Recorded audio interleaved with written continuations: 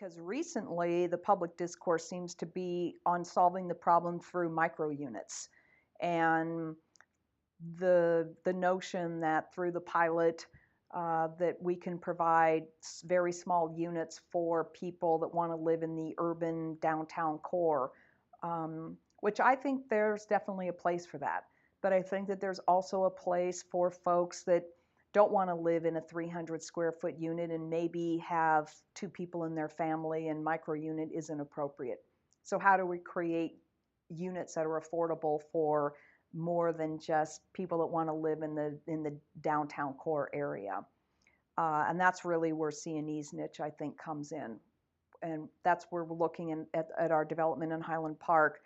12 of the units will be income restricted to people earning about $23,500 for the one bedroom, and a little higher for the two bedroom, and a little higher for the three bedroom.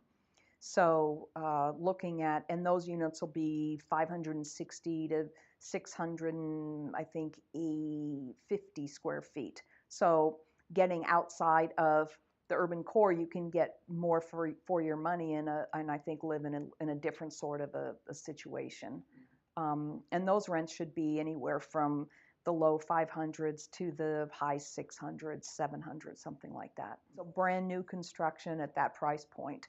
And we want to try to keep our rents as low as possible.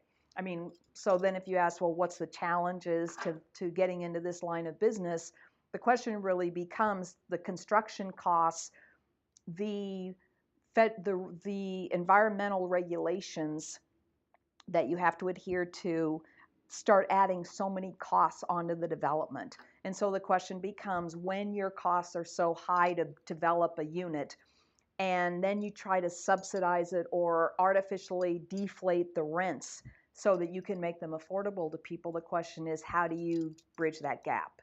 Because there's a mismatch there. Hence why so many folks are building micro units, because you can get a lot more units and a lot more rent in your same sort of per square, your construction costs of buildings.